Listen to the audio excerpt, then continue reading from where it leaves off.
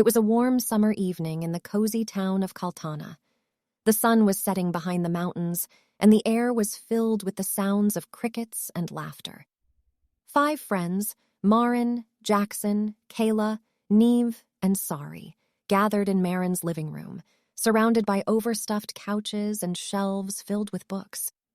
They had been best friends since they were kids, and now in their early 20s, they still found comfort in each other's company. This evening, however, was different. The friends had been summoned for a special meeting, and the atmosphere was tense. Marin, the leader of the group, was the first to speak. "Friends, we have a serious matter to discuss.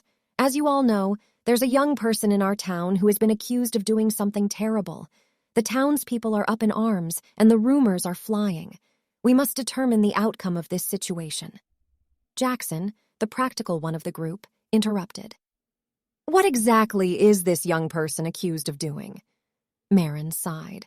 "The rumor is that they stole a precious artifact from the museum." Kayla, the adventurous one, gasped. "That's a serious charge. Who is the young person?" Marin hesitated for a moment before answering.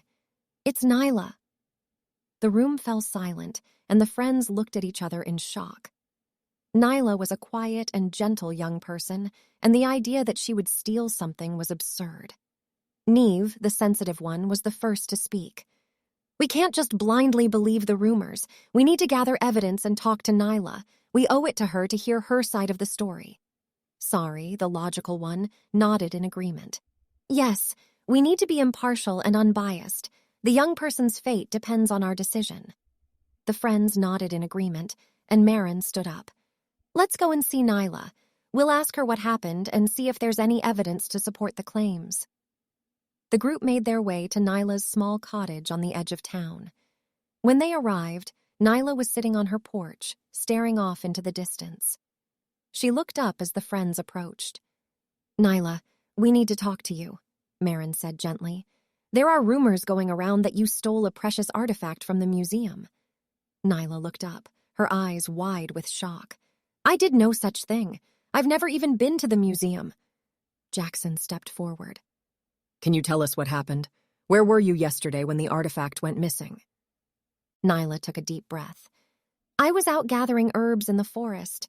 I do that every day, and I was there all day. I didn't even hear about the theft until this morning."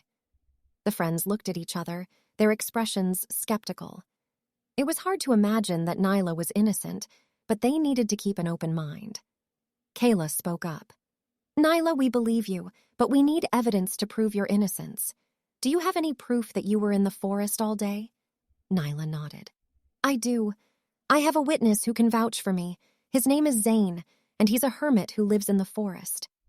The friends were intrigued by the mention of a witness who could vouch for Nyla's whereabouts during the time of the theft. They decided to head to the forest to find Zane and see if he could provide the evidence they needed to clear Nyla's name. As they walked through the forest, they couldn't help but admire the beauty of the tall trees and the sounds of the chirping birds. It was a peaceful escape from the turmoil of the situation they were trying to resolve. Finally, they arrived at Zane's small cabin and knocked on the door. A gruff voice answered from inside. "Who's there?" "We're friends of Nyla," Marin answered.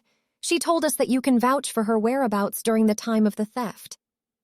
The door creaked open, and a tall man with a wild beard appeared. "Nyla, you say? I remember her. What does she need me for?" Jackson stepped forward. "She's been accused of stealing a precious artifact from the museum, and she says she was gathering herbs in the forest with you all day. Can you confirm that?" Zane nodded. "I can. I was with her all day, and she never left my side. I can attest to her innocence." The friends breathed a collective sigh of relief. They finally had the evidence they needed to clear Nyla's name. They thanked Zane for his help and headed back to town. As they walked, Sari asked, "What if the museum staff don't believe Zane's testimony? We need to make sure that this evidence is irrefutable." Neve nodded in agreement. "We should bring the museum curator along with us when we present the evidence to the town council. That way they can see for themselves that Nyla is innocent." Marin nodded. "That's a great idea. Let's go and see the curator now."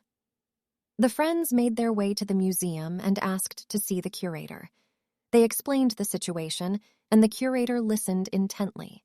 When they mentioned Zane's testimony, the curator raised an eyebrow. Zane, you say? I know him. He's a bit of a hermit, but he's known to be truthful.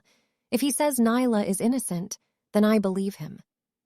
The friends were relieved that the curator was on their side, and they headed to the town council with the curator in tow.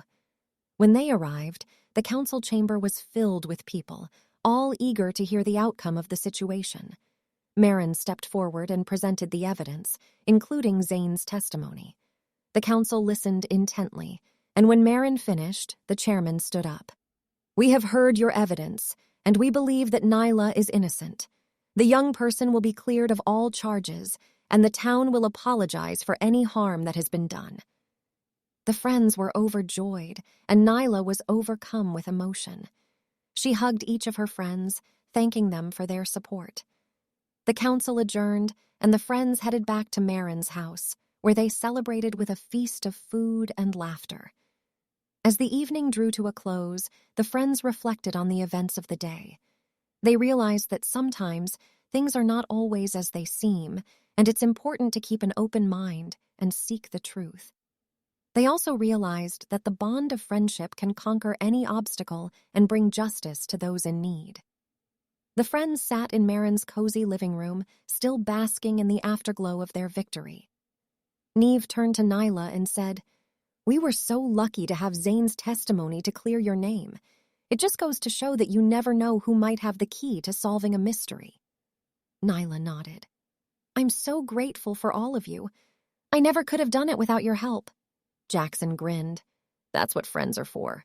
We always have each other's backs. Sari added, But this situation has taught us all a valuable lesson. We should always keep an open mind and never jump to conclusions. And most importantly, we should never judge someone based on rumors or gossip. Marin nodded in agreement. We learned that it's important to seek the truth and always believe in justice. And we learned that friendship is the strongest bond of all. The friends raised their glasses in a toast to their newfound wisdom. As they chatted and laughed, they knew that their bond had grown even stronger through their experiences together. They were grateful for each other and the memories they had created. And as they drifted off to sleep that night, they all knew that they would never forget the lesson they had learned. They would always remember the power of friendship, the importance of seeking the truth, and the joy of coming together to help those in need. And they would always cherish the memories they had made together.